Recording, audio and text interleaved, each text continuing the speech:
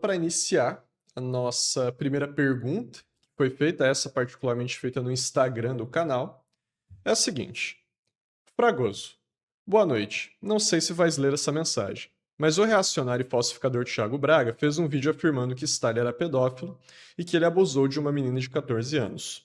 Consegue refutar esse vídeo, por favor? Então a gente vai estar abordando, através desse respondendo comentários aqui, uma resposta a esse vídeo do Thiago Braga. E bom, como é que surge essa história em primeiro lugar, né? De onde é que veio essa história? Em 1956, durante o processo de desestalinização na União Soviética promovido por Nikita Khrushchev, o Ivan Serov, que era então à época o chefe da KGB, ele vai liderar uma comissão que tinha por objetivo comprovar uma história forjada há décadas anteriores sobre uma suposta colaboração de Stalin com a Ucrânia, com a polícia secreta czarista, durante o seu exílio na Sibéria. Essa suposta colaboração ela era baseada em documentos falsificados, como a Carta de Jeremim.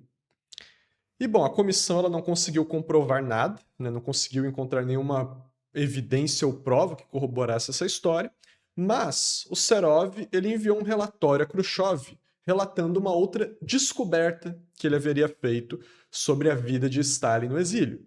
A de que o Stalin, durante particularmente a sua estadia na vila de Kureika, ele teria tido relações com uma menina de 13 anos, chamada Lídia Pereprigina, e que teria tido um filho com ela, que inclusive viveu por longas décadas, chegou a ser major do Exército Vermelho. Essa história ela vai ser popularizada no Ocidente, particularmente através do livro de Simon Sebag Montefiore, que é O Jovem Stalin, e os registros que sustentam, que corroboram essa versão que existem hoje dentro da historiografia, são alguns poucos documentos da polícia soviética, os depoimentos da família, dos parentes de Pereprigina e de outros moradores locais. A família, né, da Lídia até hoje reivindica que de fato houve essa relação e houve esse filho, né, que teria sido de Stalin com a menina. E como se vê, já analisando os materiais disponíveis, é uma história que ela surge décadas depois de sua suposta ocorrência. Ela se baseia num número extremamente restrito de relatos dispersos de moradores locais de uma vila isolada na Sibéria, se baseia em investigações problemáticas que, pela sua própria natureza, elas tinham por objetivo alcançar materiais difamatórios contra Stalin. E o fato é, essa história não possui nenhuma prova ou evidência conclusiva que de fato comprove que isso aconteceu até os dias de hoje. E bom, o Brazão, quando ele grava o vídeo, vocês veem, né, que é uma história que ela não tem muitos documentos para serem citados, então até me surpreendeu quando eu fui olhar o vídeo dele e tinha 30 minutos, mas o fato é que ele reproduz os registros, ele reproduz os documentos, e depois ele passa o resto do vídeo inteiro citando vários autores. Esses autores, eles dão novos elementos? Eles dão novas evidências? Não. Eles simplesmente citam os mesmos documentos que ele já tinha citado antes e dizem, bom, então esses documentos comprovam a história que de fato Stalin teve relações com uma menina de 13 anos. Né, eles não acrescentam em nada na discussão, ele usa simplesmente como um argumento de autoridade para demonstrar que existe um consenso acadêmico de que essa história é verdadeira e de que isso só seria negado pelos comunistas, sabe-se lá ao que ele se refere quando aborda dessa forma. Só que ao fazer isso, em primeiro lugar, secundariamente, ele ignora a obra de historiadores que questionam a veracidade dessa história e, principalmente, ele cita autores no seu vídeo que discordam da própria narrativa que ele coloca no seu material, assim como ele já havia feito no caso do Holodomor. Como a gente demonstrou aqui em nosso vídeo, a farsa do Holodomor, ele faz a mesma coisa aqui. Então, por exemplo, aqui uma citação de Charles Wing, que foi um autor, um historiador que revisou, né, que escreveu uma revisão sobre a obra do Simon Sebag Montefiore, o Jovem Stalin, no qual ele afirma o seguinte: a vida sexual de Stalin recebe considerável atenção. Montefiore retrata Stalin, que, como descobrimos, as mulheres achavam muito atraente, apesar de seu rosto marcado pela varíola e do braço deformado, inicialmente como um amante terno e romântico que evoluiu para um mulherengo inescrupuloso, com uma fraqueza por adolescentes, incluindo uma garota de 13 anos, ao qual Montefiore afirma que Stalin, então com 34 anos, seduziu e engravidou. Embora as evidências neste ponto pareçam especialmente inconclusivas. Frequentemente, parece que Montefiore aceita de forma acrítica o que encontra em suas fontes, sobretudo se elas acrescentam detalhes sensacionalistas à sua narrativa bem escrita. Ou seja, um historiador burguês, anticomunista, que inclusive elogia a obra do Montefiore, falando que não existe evidência conclusiva sobre este caso, inclusive criticando de que ele aceita de forma crítica qualquer documento que ele encontrasse e corroborasse esse seu ponto. Mas a gente tem outro estudo especializado de um grande especialista da União Soviética também.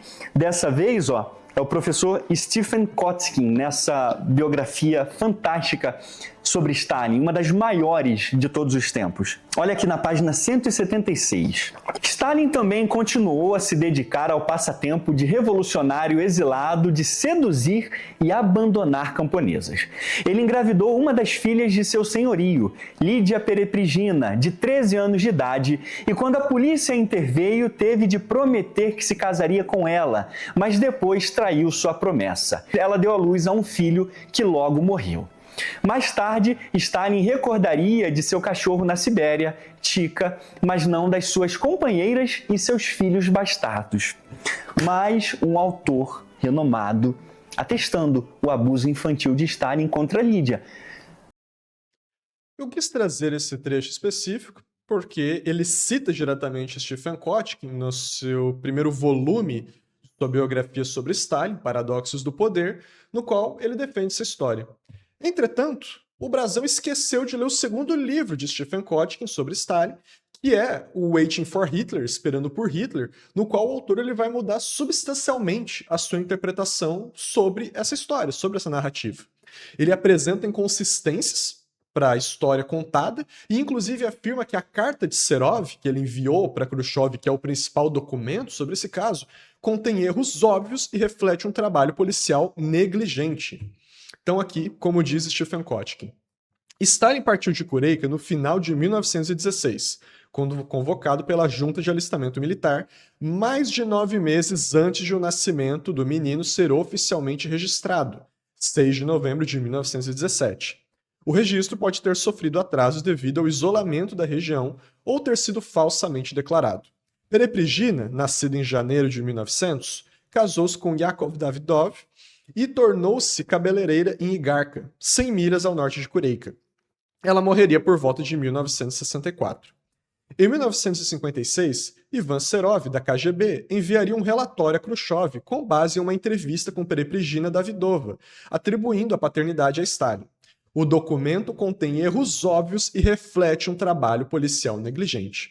Ou seja, o Brasão aqui citando a posição do autor que, em suas obras posteriores, já publicadas, quando o Brasão fez esse vídeo, já mudava fundamentalmente a sua posição sobre os documentos disponíveis e sobre o caso como um todo. Entretanto, vejam aqui que ainda há uma certa ambivalência na posição do Kotkin. Ele não afirma que a história é verdadeira ou falsa, nem que ele acredita ou não. Ele apenas aponta certas inconsistências. Por conta disso, nós enviamos um e-mail para o professor Kotkin e, através desse e-mail, ele nos confirmou que ele se tornou cético sobre essa história da paternidade de Stalin e assim por diante, e que não existe nada nos extensos arquivos pessoais de Stalin, desde a liberação dos anos 90 até os dias de hoje, que comprove essa narrativa. E que a evidência disponível, esses documentos da polícia e assim por diante, são inconclusivos. Para além disso, ele vai classificar a narrativa de que o Stalin seria um mulherengo, como colocou o Montefiore e reproduziu o Brasão de Armas no seu vídeo, como uma porcaria. Ele fala que Stalin teve poucas relações e que essas não eram incomuns em relação ao que faziam os demais exilados políticos. Infelizmente, quando nós solicitamos permissão ao professor Kotkin para que referenciasse e citasse diretamente o e-mail que ele nos enviou, ele não nos respondeu mais. Então, por conta disso, a gente não vai reproduzir ele aqui na íntegra. Entretanto, eu mostro aqui um print da nossa conversa, no qual atesta ali a pergunta que eu fiz, as colocações e a resposta do professor Kotkin, que está censurada precisamente por a gente não ter tido essa autorização. Entretanto, essa de fato é a posição que ele expressou, que ele já tinha colocado no seu livro do Esperando por Hitler e que ele reafirmou agora neste e-mail de que ele é cético em relação a essa história. Ou seja, essa posição de que o Brasão de Armas coloca, de que isso seria um consenso acadêmico apoiado por todos os historiadores e de que só os comunistas de internet negariam isso, é uma farsa, né? E quem atesta isso? O próprio historiador que ele citou em seu vídeo, Stephen Kotkin, que mesmo ele mudou sua posição após com o passar dos anos. Para a próxima pergunta. Olá, sou Koba e tenho uma dúvida sobre o socialismo soviético. Então, recentemente estava lendo a crítica do programa de Gotha, do Marx, e me deparei com esta questão. O tempo individual de trabalho do produtor individual é a parte da jornada social de trabalho que ele fornece, é a sua participação nessa jornada. Ele recebe da sociedade um certificado de que forneceu um tanto de trabalho, depois da dedução do seu trabalho para os fundos coletivos, e, com esse certificado, pode retirar dos estoques sociais dos meios de consumo uma quantidade equivalente ao seu trabalho. Isso de algum modo invalida o socialismo soviético pelo uso do dinheiro? Aliás, o planejamento da economia feito pela Gosplan não contrariaria a ideia de Marx de uma regulação cooperativa do trabalho social? Confesso que não entendi muito bem e essas perguntas me vieram. Bom, não. Em primeiro lugar, a gente tem que entender que o que determina o caráter de um modo de produção, do ponto de vista econômico, e isso é o que o Marx aborda no Capital Livro 3, é a forma de apropriação do produto social. Então, se essa forma ela é feita mediante exploração ou não, e sendo feita mediante exploração, qual tipo de exploração? Então, o produto social, o trabalho excedente, produzido pelaquela sociedade, de que forma ele é apropriado? De que forma ele é apropriado e utilizado naquela sociedade? Do ponto de vista econômico, isso é fundamental para a determinação de um modo de produção ou não. Ainda que o principal seja o critério político, o critério de qual classe detém o poder político, mas, de um ponto de vista estritamente econômico, a gente tem que partir dessa percepção. E desse ponto de vista, como eu já demonstrei várias vezes, tanto em vídeos quanto no meu próprio livro, a União Soviética, a apropriação do produto social, ela era feita de forma democrática, ela era feita sem exploração. Não havia uma apropriação privada do trabalho excedente, como existiu em todas as sociedades de exploração. O trabalho excedente era centralizado de forma direta e indireta pelo Estado soviético e era revertido posteriormente em bens de consumo, em fundos sociais, em fundos de despesas, assim como o Marx havia descrito, inclusive, na crítica ao programa de Gotha. Para além disso, os próprios sindicatos nas fábricas, através da luta de classes lá estabelecidas, tinham um amplo poder e capacidade de participar da determinação para onde esses fundos seriam aplicados. Os salários, enfim, esse tipo de coisa. E o Stalin ele explica, na verdade, o porquê que o dinheiro não havia sido abolido ainda no socialismo, ainda que o próprio Marx assim o concebesse nas suas colocações na crítica ao programa de Gotha. A gente já vai abordar isso.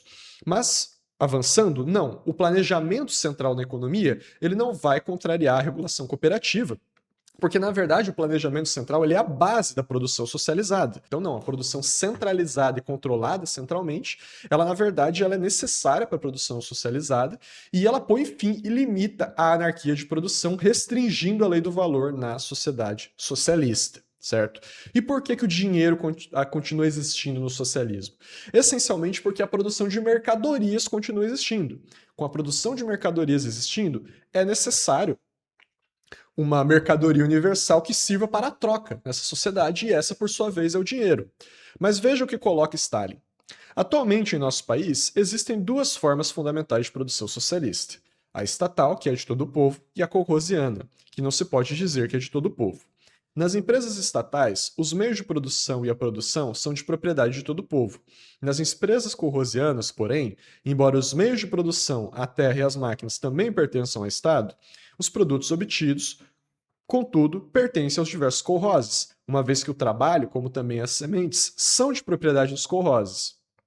Quanto à terra entregue aos kolkhozes em usufruto perpétuo, os kolkhosianos dispõem dela, de fato, como sua propriedade, apesar de não poderem vendê-la, comprá-la, arrendá-la ou hipotecá-la. Essa circunstância determina que o Estado pode dispor somente da produção das empresas estatais, enquanto os kolkhozes dispõem da produção kolkhosiana como de sua propriedade. Os colrozes, porém, não querem alienar seus produtos senão em forma de mercadorias, em cuja troca eles querem receber as mercadorias de que necessitam. Atualmente, os colrozes não admitem outros vínculos econômicos com a cidade que não sejam os vínculos mercantis, o intercâmbio através da compra e venda. Por isso, a produção mercantil e sua circulação em nosso país são hoje da mesma forma necessárias, como foram, digamos, há 30 anos passados, quando Lenin proclamou a necessidade de desenvolver, por todos os meios, a troca de mercadorias. Naturalmente, quando, ao invés de dois setores fundamentais da produção, estatal e corrosiano, surgir um único setor de produção, com o direito de dispor de toda a produção destinada ao consumo do país, a circulação de mercadorias, com sua economia monetária, desaparecerá, como elemento desnecessário da economia nacional. Mas até que isso aconteça, enquanto existirem os dois setores fundamentais da produção, a produção mercantil e a circulação de mercadorias devem permanecer em vigor como elementos muito úteis e necessários no sistema de nossa economia nacional. Ou seja, o dinheiro continuava existindo essencialmente para a manutenção e reforço da aliança operário-camponesa, porque a produção camponesa exigia ainda, naquele momento, a circulação e produção de mercadorias, né, o comércio de mercadorias e a existência do mercado como um todo, e por conta disso ainda era necessária a existência do dinheiro para a mediação dessa troca. Por conta disso, a economia monetária continuava existindo, né? O que era um aspecto do capitalismo ainda presente, né? Resquícios da produção capitalista ainda presente dentro do socialismo, mas que não invalidava a produção socialista, não invalidava o caráter socialista da União Soviética. Por quê? Porque essa produção de mercadorias e a lei do valor ela era restringida por um plano econômico, que colocava a política em primeiro lugar do proletariado e, em segundo lugar, como eu falei, tratava de fazer a apropriação social do trabalho excedente para, de forma a democratizá-lo por toda a sociedade. Por conta disso, a União Soviética era, sim, um país socialista, possuía uma propriedade de todo o povo, né? Principalmente através da propriedade de todo o povo. Saudações, companheiro. Venho fazer uma pergunta sobre as formas de aplicação do materialismo histórico na pesquisa histórica, pois estou atualmente no curso e só abordam métodos tipicamente pós-modernos nas aulas, além de outros autores idealistas ou metafísicos, e com um excesso de desprezo a Marx. Em suma, existe apenas uma forma de se aplicar o materialismo histórico em uma pesquisa? Por exemplo, é possível conciliar o marxismo com métodos como a microhistória, história das mentalidades, história cultural e afins? Desde já, agradeço pela atenção, saudações. Vejam, o materialismo histórico dialético ele é uma visão integral de mundo, né? Ele vai se aplicar a tudo. O que isso significa? Significa que ele reflete na consciência toda a realidade material, o que inclui a natureza, a sociedade e o pensamento, né? De tal maneira que a teoria marxista do conhecimento é de que a verdade ela só pode advir da prática social, particularmente da luta pela produção, da experimentação científica e da luta de classes. Numa relação da prática à teoria, da prática à teoria, compondo assim uma análise e uma síntese das contradições ali permeadas na prática social, e da teoria à prática, com uma resolução política, uma concepção política formulada, definida assim e volta para a prática. A partir disso, com os erros e acertos dessa definição, é que é possível determinar se uma verdade ou um conhecimento foi de fato atingido. Ela é, portanto, né, o materialismo ele é incompatível com toda forma de metafísica, com toda forma de superstição ou com toda forma de idealismo, né? É absolutamente incompatível. Especificamente sobre as ciências humanas, né, absolutamente elas estão infestadas de pós-modernismo, de multiculturalismo, de teorias burguesas que correspondem particularmente à fase final do imperialismo, né? De maneira que a luta por simplesmente defender o básico, de defender que existem leis objetivas no processo histórico, que determinam o processo histórico, e que a luta de classes em particular é o motor principal, é a contradição principal, é o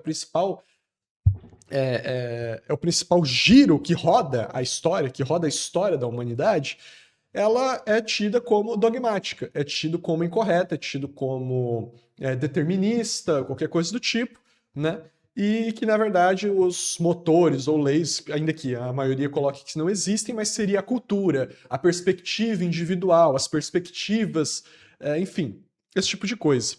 Mas, companheiro, é uma luta que vale a pena se travar, porque efetivamente essa luta é o papel que os cientistas hoje cumprem né, nas universidades através, né, da luta contra o obscurantismo de nossa época. Assim como os Galileus, os Newtons de sua época tiveram que lutar contra o obscurantismo, também hoje o papel dos cientistas, em particular dos cientistas sociais, mas também físicos, cosmólogos, assim por diante, é defender, né, a existência de uma verdade objetiva e defender o materialismo histórico dialético dentro das universidades. Companheiros, saudações. Estou com uma dúvida sobre a questão da construção concêntrica do partido. A chefatura do partido e sua presidência são distintas? Ou, pelo contrário, confundem-se entre si? Faço essa pergunta, pois é o que me deixa confusa. Bom, vamos responder de acordo com quem formulou isso, que é o presidente Gonçalo. Ele afirma que dirigente é um cargo, é uma posição colocada.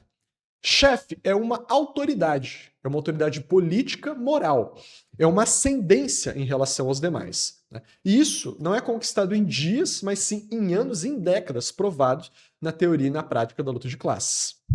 Portanto, a presidência, né, dependendo do partido que adote, né, alguns partidos adotam a presidência, outros partidos adotam a secretaria-geral, o primeiro secretário, que seja, mas o fato é, quando um partido adota a presidência, isso pode até ser um cargo. Mas para se elevar à condição de chefe e chefatura, que é o chefe dos chefes, isso não é um cargo, é uma condição de autoridade que se eleva, né, a partir do papel exercido por aquela pessoa em décadas de luta de classes. Qual a principal determinação e condicionante para as crises no capitalismo e os diferentes tipos de crises? É uma pergunta bem ampla, né, mas considerando o processo todo, né, então seja do capitalismo ou do imperialismo, a determinação é a contradição que Marx trata no Capital livro 1, que é a contradição entre a produção cada vez mais social e a apropriação cada vez mais privada. Né?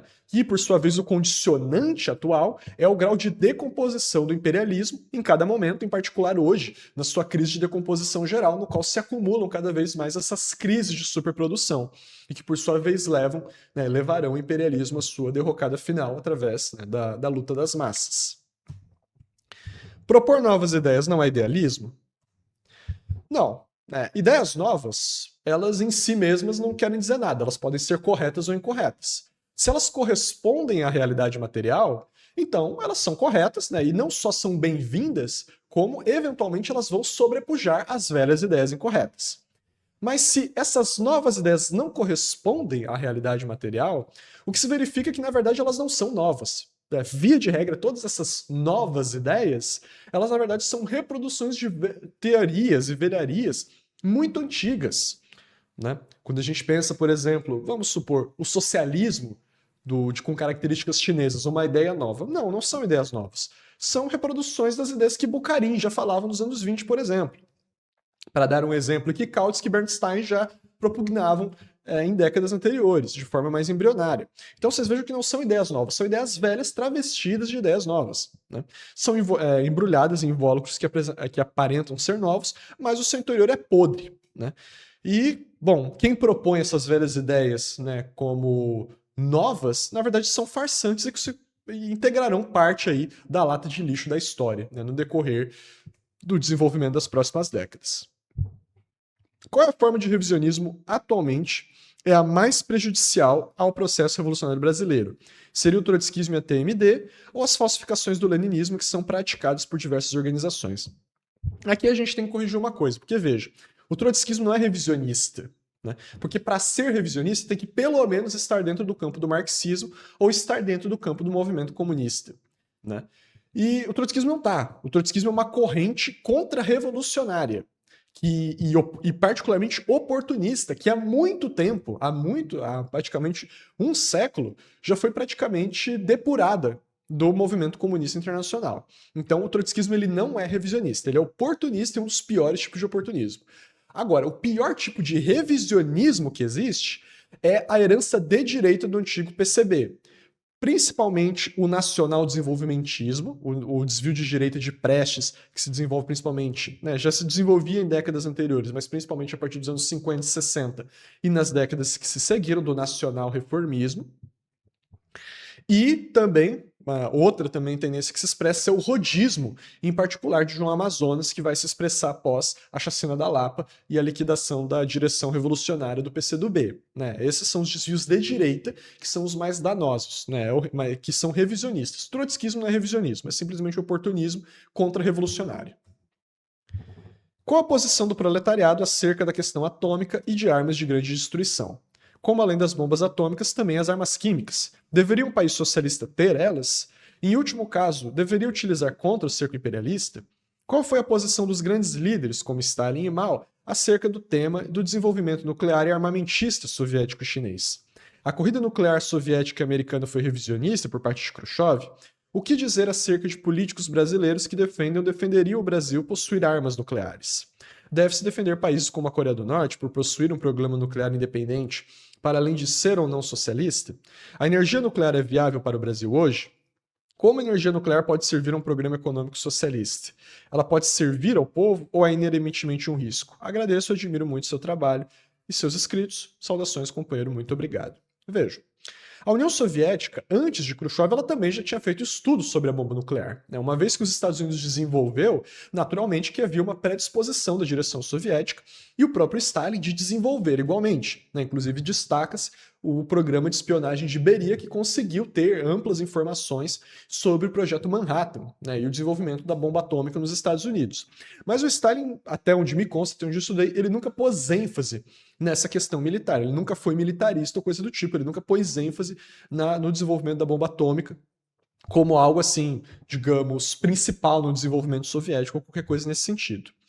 Quando os revisionistas ascendem ao poder, aí sim há uma colocação da questão atômica de forma bastante enfática, e nisso o presidente Mao vai chamar de chantagem nuclear, vai acusar que os dirigentes soviéticos, em particular Khrushchev, eles faziam chantagem nuclear de dizer para os povos do mundo que não lutassem. Por quê? Porque a luta dos povos contra o imperialismo e contra o capitalismo poderia levar a um risco de conflito nuclear entre os Estados Unidos e a União Soviética, e que isso poderia levar à destruição da humanidade. Em que, então, por conta disso, deveria ter uma relação pacífica entre o imperialismo e as nações oprimidas, a coexistência pacífica, como a gente bem sabe. Entretanto, a China, ela denunciou firmemente isso, e frente à agressão que a União Soviética fazia contra a China Vermelha e essa chantagem nuclear, a própria China foi lá e resolveu fazer a sua bomba nuclear. Então a China, sim, a China do presidente Mao fez uma bomba atômica, E, bom, ela é boa, ela é ruim, como toda tecnologia ou arma, ela em si ela não tem caráter de classe, ela em si não é boa ou ruim. Depende da classe no poder que está produzindo e a está utilizando. É ela a classe dominante que põe ela a seu serviço. Então, óbvio que uma bomba atômica nas mãos dos imperialistas, e dos capitalistas, que sejam de países burocráticos, ela representa, na verdade, de fato, algo bastante negativo. Não é à toa que, até hoje, a única utilização de armamentos nucleares contra civis, massacrando uma população civil com cerca de 300 mil mortos, foi por o país imperialista, os Estados Unidos. Mas a arma em si não quer dizer nada.